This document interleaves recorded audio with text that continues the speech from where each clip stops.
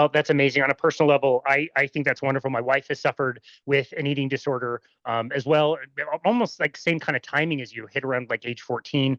And, she did some inpatient stuff and eventually kind of got better. She did her own version of a, ketogenic and eventually like a carnivore diet and noticed vast improvements.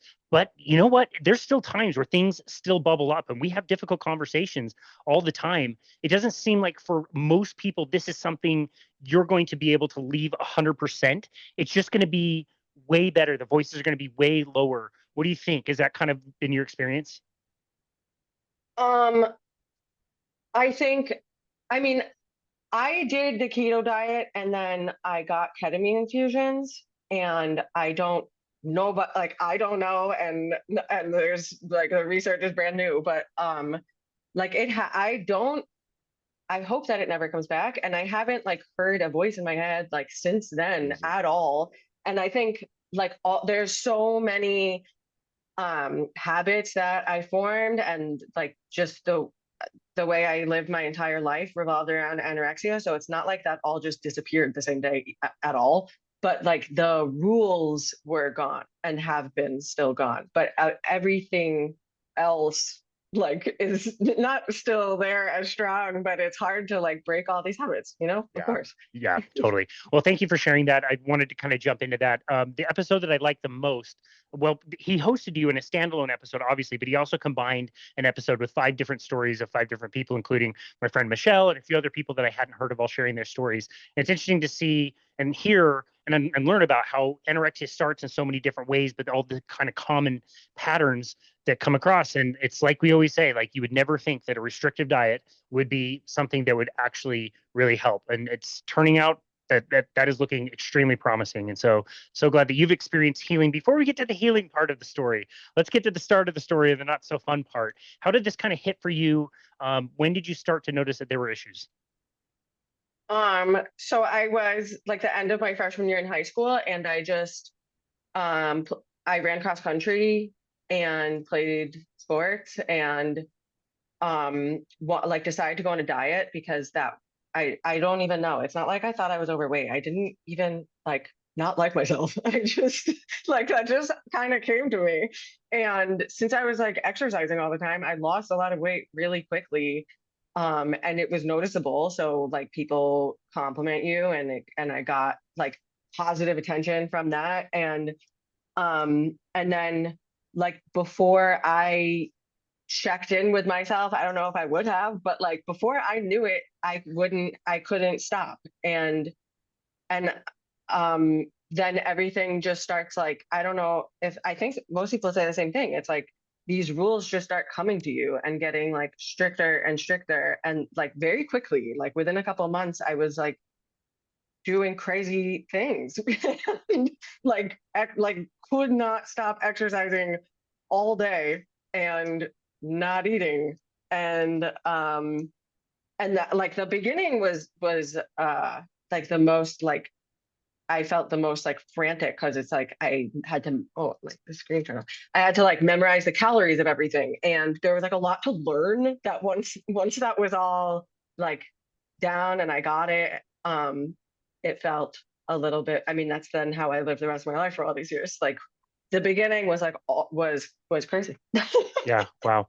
How soon into the process did you start to think that you don't really want to do this? Like you're saying, you almost like couldn't stop. Like how quick was it before you're like, wow, I really need to stop it, but you weren't kind of able to? Was that very fast into the process? um, no, I mean, I didn't really like, no, like it was like years and years. But I think at the beginning I felt like there were times that I felt like shame and embarrassment when friends, my family, I would just like fight with and lie about eating or fight with them. But like in social situations, I would feel really embarrassed about not being able to eat normally. And I like didn't, I knew I didn't like that, but it still felt like I'm on this like other greater mission and I have to stick to my own rules. And I did anyway. But then after it took like 10 years to think like I really, really want to stop, and then realize that I couldn't, like which is crazy that took so long, but it did. Sure. Yeah. Well, I mean, Yeah. think it's almost kind of weird that you don't see this more often. Take a 14-year-old girl in that kind of middle to high school age. It's like the worst age ever, and start, giving them compliments for being skinny or whatever. You know what I mean? Like, of course, that's going to create some issues later down the road. Like if you're getting that dopamine hit for maybe the first time in your life for doing something good, it's going to be really difficult to step away from that. Right. Yeah. Yeah, that's true. Wow. So when did you start with the treatments? When I guess it was like 2 years. I think of it in like high school years. When I was a junior in high school, I started going to treatment, and I went to these different outpatient places and just like lied and cheated as much as I could get away with. Like I didn't try at all to like work with what they were telling me to do. I thought of them as like the enemy, and I truly thought like they're trying to make me obese, and that is the goal, and I need to do the opposite of what they're telling me to do.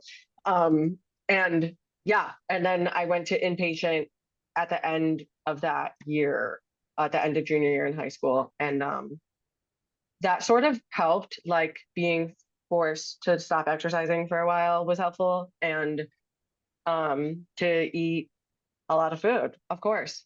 I felt like that was like like a turning point, I guess. Like I felt like that was like really helpful, and then I had permission to go back to school and be like left alone a little bit from my parents. Like all of it was like like that got me more freedom, but it also was like I knew that I wasn't better, and they told me that I was. So that was like confusing, and I felt like, am I supposed to tell anyone the truth that I know I'm not better, but they're telling me I am, so I'll just keep this quiet and go along with it.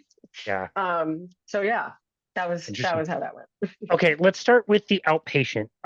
This kind of a system seems really easy to do what you said, which is like kind of cheat your way through. Like when they're not monitoring you, they don't know what you're doing day to day. I would assume it would be pretty easy just to lie and get by. Do you remember some of the things that they would tell you, like what they wanted you to do? Was there therapy involved or like counseling or group chats? Like what was it like in there? Yeah, there was therapy involved, and there it was. I mean, most of these places, I mean, I've gone to therapists on my own, but everything like eating disorder treatment related has been there's like some kind of group therapy involved. And that I've always felt that I'm like super competitive, and a lot of women say the same thing, is like I want to be the skinniest, and if I'm not, then I feel like I'm a loser and I don't belong there. Like it's like completely black and white like that. If I'm not like the sickest one, then I'm fat and shouldn't be there at all. So that was not helpful. And there's a lot of weigh-ins, which was like the main gauge of how you're doing. And that's like, unless someone's in a room watching you change into a robe, it's super easy to manipulate standing on a scale. And I did that, and so did so many other people. Wow. I'm sure you don't know what like official numbers on this would be, but based on your observations, at least with the outpatient side of things, what would you say was like the success ratio of somebody that went in there and like really legitimately kind of like got past anorexia? Um, I have no idea, but the first times I went to those places, I was always the like when I was new, I was the only new person. Everyone else had been there or been through That something, you that know? yeah, that's the only thing I hear is like that was your first Yeah, time, meaning you're going multiple yeah, times. yeah, Hmm. yeah. Yeah, wow. Yeah, it just I don't hear very many good stories.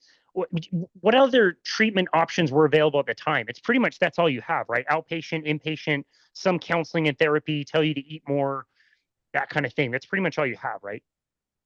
Yeah, I mean, that was like at this time, I went to I think it was like before inpatient, but after these like unsuccessful outpatients, I went to Mount Sinai, and that was like new that they were doing the Maudsley method, which was like having your parents be like more involved in refeeding you, because before that it was like my parents went to therapy, they would separate me from my parents. There was, and that was crazy because I was like 16 and living with them and relied on them for everything.